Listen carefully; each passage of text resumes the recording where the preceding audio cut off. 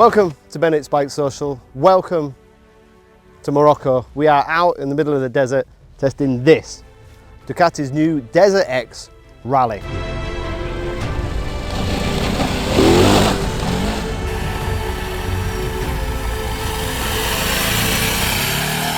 Now I'm about to tell you why this is one of the best adventure bikes I've ever ridden off-road. Now there's the key, off-road, because today all we've done is ride off-road. Normally when a manufacturer launches an adventure bike, it's mainly on-road with a little bit of off-road. But Ducati have done it the opposite. We've hardly touched any tarmac, we've spent all day off-road, hence the reason I am covered head to foot in dust. I can't stop smiling and I got blisters on top of blisters. I have loved riding this bike. So this time it's Morocco, and this time it's the launch of Ducati's DesertX.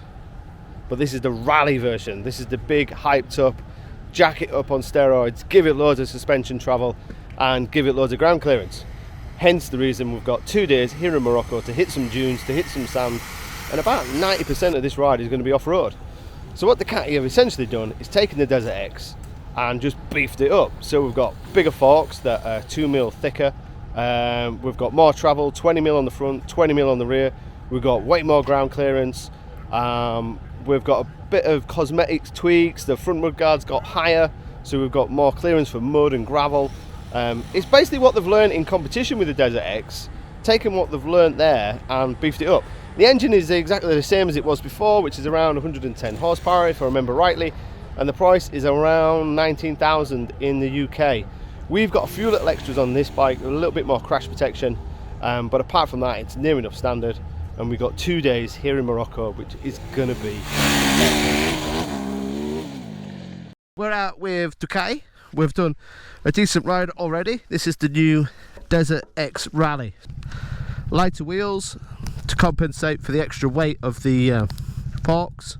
We've got a few added extras like the crash protection, the rad guard, the new high front mud guard, that's standard, and we've got more off-road orientated tyres because we're here in Morocco. This morning was lots of off-road riding and it was quite cold, and the biggest problem, as you can tell that I'm getting out of breath, is the seat height. Because we're at 9-10 seat height, which is not small. So we've done a fair range actually. We've done how many miles? 86 kilometres this morning, and that was all off-road, or 90% of it was. Some of it is quite like pebbly gravel is the best way to describe it, kind of like throwing like a million marbles down the road and trying to ride over it. So at times it's a bit unnervy, but the suspension is outstanding off-road. I mean, I got airborne maybe 6 or 7 times. You know, we're not hanging about, we're really enjoying it. The riding position when you stood up is beautiful as well, that's just perfect. The foot pegs, which I never mentioned foot pegs, but they're so grippy and in exactly the right place. There's a little flick over on the brake lever to make it more accessible and easier when you've got big enduro boots on. The controls, the switch gear, it feels like my bike, and I've not rode a DesertX for a while, yet I got on this and I was like, this is my bike. The suspension control is really impressive. I know the standard DesertX is brilliant as an adventure bike on road, and this is proving pretty equal. The Ducati DesertX, which I rode a couple of years ago for Bennett's BikeSocial, really impressive bike. Me and Simon Hargreaves also did a video where we did the DesertX versus the Triumph Tiger, and again I loved the DesertX. It's a brilliant bike, and what Ducati have done is basically just give it a big injection of steroids and kind of masculinity to make it more off-road, to give it more off-road robustness. Robustness? I'll go with robustness. I like that word. So basically what they've done is given it more travel on the suspension.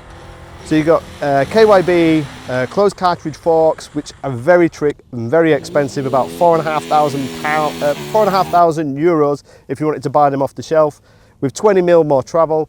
We've got a new shock on the rear, again with 20mm more travel, fully adjustable front and rear. So we've got more adjustment, we've got more ground clearance, we've got a very tall seat height, we've got more crash protection with this new carbon composite belly pan. The front mud guard is now higher, so we've got more clearance to clear all the mud. We've got new lighter wheels that are stronger. The rear wheel is slightly narrower also, but we've got the same rider modes and we've got the same engine, we've got the same power. So it's the familiar Testa Stretta engine, 110 horsepower, the same engine that Ducati have used in the Multistrada and the Hypermotard and other models. It didn't need any more power. Basically what Ducati have done, it just made it more off-road, to give it more off-road capabilities. They've seen what customers have done and what they've done at races like Hertzberg, where customers have wanted to race the DesertX. They've jacked up the suspension, improved the suspension, and give it more crash protection. And that's what Ducati have given us. That is what they've done. And to prove that, we've had a full day of riding here in Morocco, and it has been amazing. The suspension is so good. It's expensive suspension. It's closed cartridge forks, which I think is the first time anybody's ever done that on a production bike. Made by KYB, front and rear, fully adjustable, but I don't think anybody's done any adjustment. The punishment this bike can take is impressive, but also is its control.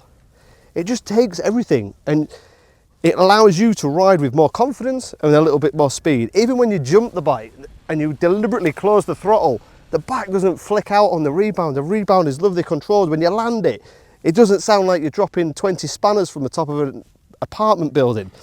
It sounds like it's all refined. It feels quality.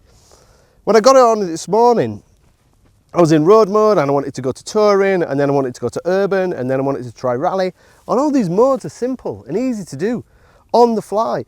You can turn off the traction, you can add traction, you can do what you want on the fly. There's none of this stopping and having to go through the manual to find out how the dash works.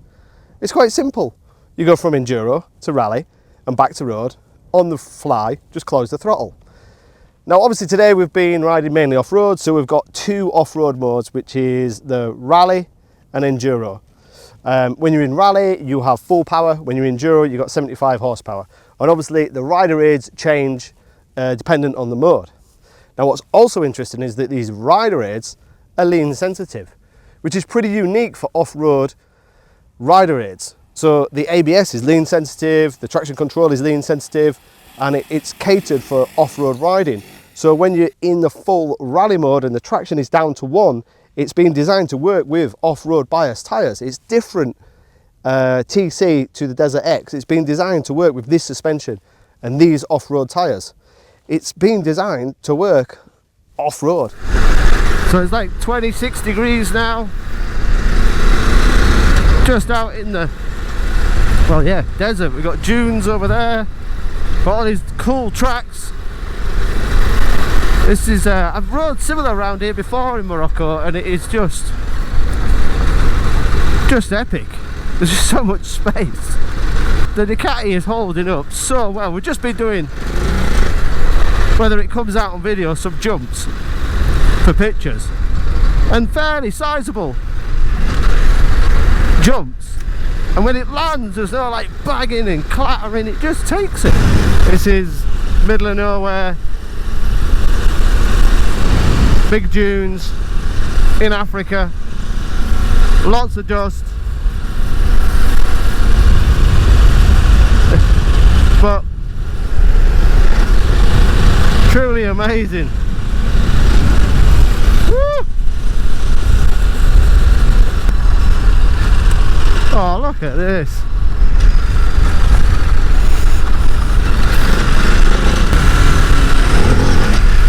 Woo! Straight through the side of a football pitch. How cool is that? That's messy. That's cool. Hey dude! Are we high-fiving?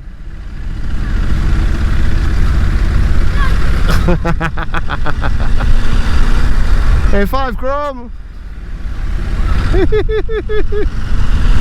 It is really, really impressive off-road. It just gives you confidence. It just gives you the ability to ride this amazing terrain with confidence. You have time to make decisions. You have time to choose lines. There's nothing untoward happening. The bike's not bouncing around and skipping. The front is tractable. You can feel what everything's doing. Even through the deep sand, you can just kind of sit back on the bike, let the bars find its way, track it and travel it. Lovely. Is it the best bike I've ever ridden off-road in the adventure market? Probably so. So what's the downsides? Well, you may have noticed, it's a little bit big. That seat height is 9'10". That's standard, 9'10" millimeters. That is the highest seat height you can get on a production bike at the moment, I think. But I'm sure somebody like Simon Hargreaves will put a comment below and remember something from 50 years ago that had a taller seat. But that is quite hard work for somebody of my size who's nearly 5'7". So there are a few moments where you're struggling to kind of get the side stand up while you're still sat on the bike. So I have to get the side stand up, then throw a leg over the bike and then get going. The other one is price. Deep breath, 18,995 standard. And this isn't standard. So the crash protection isn't standard. The radiator guard isn't standard. So once you add that, you can go close to £20,000 for a middleweight adventure bike, which is a lot of money. But when you price up the parts, like £4,500 for the suspension, the wheels, you're probably looking, bear with me, I made some notes on this, €2,000 for a set of wheels if you wanted to buy them off the shelf, rear shock, probably another 2,000, Öhlins manual adjustable steering damper, it's about €800. You can see where the money's gone.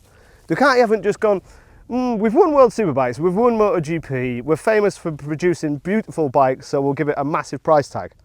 No, what they've done is thrown quality items at the bike, give you rider aids that work on and off road, and then justified that in the price.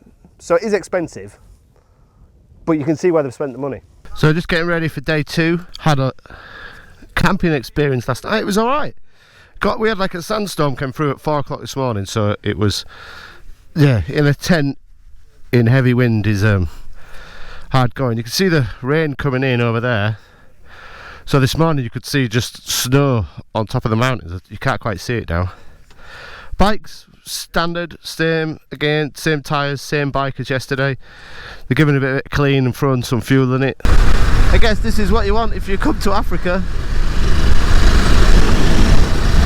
Big dusty trails, kind of stand up on the pegs, let the bike do the work. You've still got to be so careful. It's like, oh, big ditch. Big ditches like that, big rocks. You just always got your concentration head on. The big test for this bike, I guess, is going to be when we put it against the competition. For me, riding it in isolation, I can't categorically say this is the best adventure bike I've ever ridden off-road. But I'm also struggling to think of a bike that's going to be competitive against it. I love the Husqvarna Norden that I rode in South Africa for about 3 days, mainly off-road. That was a very good bike off-road. KTM 890R, rode that in Wales for a couple of days off-road, very good bike off-road. And then there's new bikes coming into the market, like BMW's F900 GS, there's going to be a new Africa Twin. I rode the Tiger 900 just a couple of weeks ago off-road, not as extreme as this, but that was good bike off-road. And they're all a lot cheaper with a little bit more spec. But in terms of just off-road riding, I don't think it's going to be beaten. And it's not like it's an ugly bike either, is it? But it is expensive and the seat is really tall. But apart from that, I bloody love it.